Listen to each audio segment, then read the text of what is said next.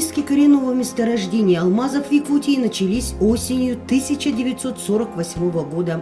В августе 1949-го геологическая партия Григория Файнштейна нашла в Сунтарском районе первый драгоценный кристалл. Однако после этой находки прошло долгих 5 лет, прежде чем геологи обнаружили коренное месторождение. 21 августа 1954-го геолог Лариса Попугаева открыла первую в Советском Союзе кимберлитовую трубку легендарную «Зорница». А уже в феврале 1955-го в ходе поисковых работ молодой геолог Владимир Щукин, прилетевший в составе Амакинской экспедиции, нашел обломок метаморфической породы. Набирал снова породу и увидел кристаллический сланец. Это порода, которая составляет фундамент платформы. Да? Он мог быть вынесен только кимберлитом, потому что в то время считали, что он находится где-то на глубине порядка 2 километров. Так? Значит, он только мог вынести на поверхность только кимберлитом. Вот в этой точке я сразу задал шурф. Копал его Большов Николай Андреевич.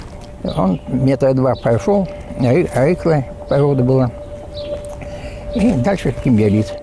Родился будущий геолог Владимир Щукин 28 мая 1929 года в городе Кудымкар Пермской области. Война застала его семью в Свердловске. Когда встал вопрос, куда поступать учиться Володе, он выбрал Уральский госуниверситет, географический факультет. Этот выбор и определил его дальнейшую судьбу. Там учился на производственную практику. Когда пришлось ехать, я решил, что надо поехать к родным. Была заявка от Читинского геологического управления. И вот я поехал в Читинское геологическое управление после 3-го курса университета и получил назначение в Якутию. И вот я поехал, оказалось, что эта партия должна была заняться поисками алмазов в Якутии. После окончания университета по воле судьбы Владимир Щукин попадает в Якутию в составе Амакинской геолого-разведочной партии. С этого момента его жизнь неразрывно связана с суровым северным краем. Не испугали молодого геолога трудности быта, погодные условия. Не зря говорят, что север покоряется только сильным духом людям. Вечером, как говорится, поужинали, печку сделали. Зимовушка, она такая, как говорится, продувная. Ее завалили снегом, облили водой, чтобы только, как говорится, чтобы не продувало. Ну, у каждого из нас было 2 спальных мешка, один меховой, второй верблюжий. Вот. Верблюжим спали, верблюжим в этот меховой. И спать-то было хорошо. А утром вставать дежурили, как говорится, поочередно дежурка, надо утром было встать. Эту печурку растопить. Ну, с вечера все, заготовки были сделаны. Но утром, конечно, было очень неприятно. Холодина. Открытие трубки удачное сыграло судьбоносную роль в жизни Владимира Щукина. 1955 год – это вообще был год наших открытий. Вот. Между открытием трубки мира и трубки удачной разница всего составляет 3 дня. Вот. Хабадин открыл 12 июня, так? Значит, а удачно мы открыли 15 июня. Я к этому готовился 5 лет. Так? 5 лет уже работал. А само открытие произошло очень быстро и, как говорится, просто. Так? С годами утрачивается такая, может быть, острота впечатлений. Так? Но и тогда мне казалось, и сейчас мне кажется, что это название удачно было дано этого месторождения, потому что нам очень просто досталось. Да? Это буквально я говорю, за 1-2 часа открыли все это дело. Да? Другие трубки, они доставались с большим трудом, не говоря о месторождениях, да? И с большей затратой сил, энергии. В частности, но у Хабайна, он сам участвовал в открытии этого района всего, так? Он был в составе съемочной партии. Благодаря его, так сказать, трудолюбию, так, искусству поиска, вот ему удалось найти такое крупное месторождение, как трубка мира. Вот и сейчас, видите, уже осень на исходе, значит, люди возвращаются из тайги. Правда, этот год нельзя назвать особенно успешным, так, месторождений не принесли, но я надеюсь, что в ближайшее время те же наши самые геологи, в которых побывали вы, так, они принесут нам интересные данные, так, помогут. Благодаря открытию месторождения драгоценных камней, собственно, и появился город Удачный. Многие алмазодобытчики, можно сказать, выросли вместе с карьером. И все, с чем мы соприкасаемся сегодня, заслуга молодого геолога Владимира Щукина.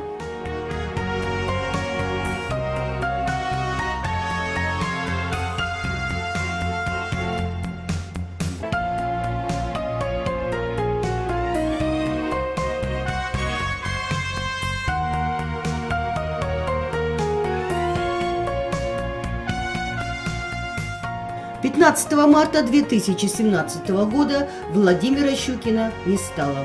Умер заслуженный геолог страны на 87-м году жизни.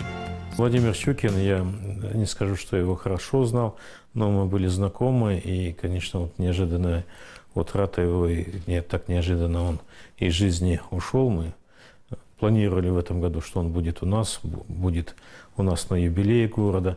Но я хочу что сказать. Вот на самом деле это какой человек был. Ну, я бы сказал, что даже неординарный человек в каком плане, что, ну, во-первых, очень простой, очень доступный, любил повспоминать, любил рассказать, активный собеседник был в этом плане. Конечно, он прошел непростой путь, начиная от того, что вот первая экспедиция, молодым геологом он возглавил уже экспедицию, и эта экспедиция завершилась тем, что открытие трубки удачно. Да, предполагалось, что здесь и Попугаева предсказывала о том, что выше по течению реки Далден должны быть алмазы. И, соответственно, вот в следующий год за открытием зорницы Щукин пошел.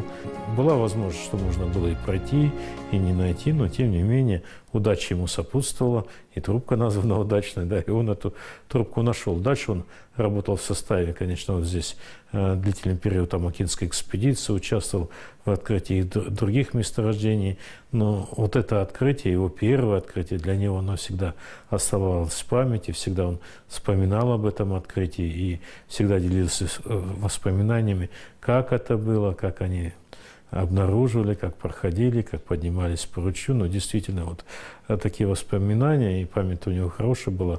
Все до мельчайших подробностей рассказывал. Ну, этот человек был увлеченный, я бы сказал так, что увлеченный своим делом, увлеченный своей профессией, любящий свою профессию, знающий ее.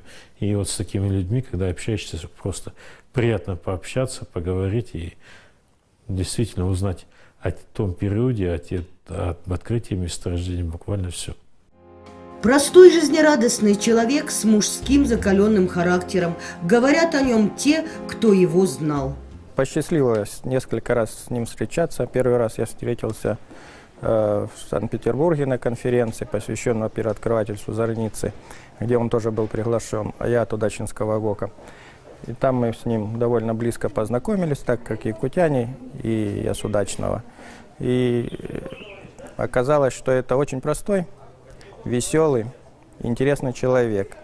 Учитывая то, что ему повезло, и он 26 лет от роду открыл две крупнейших трубки, это нашу Удачную и Сатыканскую. И не просто трубки, а трубки с промышленным содержанием алмазов, которые до сих пор отрабатываются. И Удачная более половины алмаза всего Якуталмаза дала. И лауреаты госпремии, и всех наград, чего только может достичь геолог. А в общении он прост и любознательный, то есть прекрасный человек. На вопрос, как вы достигли таких высот, Владимир Щукин отвечал: «Я просто работал. Работал с открытой душой и добрым сердцем. Работал так, чтобы быть полезным своей родине». Владимир Николаевич Щукин для всех геологов-алмазников, в том числе для меня, это настоящая легенда. Это значимый человек, который прошел непростой путь, но я считаю, что очень значимый путь. Он прошел от простого геолога до начальника экспедиции. Он работал в Амакинской экспедиции не только начальником отряда, но и главным геологом 12-й экспедиции при Ленском управлении. И самое значимое то, что Владимир Николаевич для нас является первооткрывателем. Он первооткрыватель не только трубки «Удачная», трубки «Сетекан» и «Интернациональная». Он весомый вклад внес в методику подсчета запасов.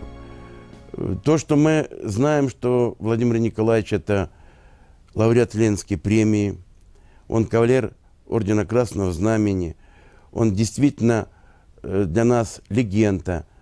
Он не просто как учитель, наставник, он настоящий коллега, который действительно показал себя в таком плане, в таких качествах, для которых у нас он действительно является образцом. Образцом и в жизни, и в работе, и вообще в государственной деятельности. Он не только как геолог, первооткрыватель показал себя, но и как функционер в плане алмазной геологии. Мы прекрасно помним, как он рассказывал в 2015 году, как он шел до своих открытий. Вроде бы легендарная личность, а его личные качества, это для нас становится образцом. Это простой, скромный, надежный человек. Сегодня очень сложно говорить о Владимире Щукине в прошедшем времени, да и, пожалуй, невозможно. Невозможно оценить его трудовой подвиг, вклад в развитие алмазодобывающей промышленности и алмазного региона. И, конечно же, мы, труженики алмазного края, навсегда сохраним память о простом геологе, который заставил биться алмазное сердце России.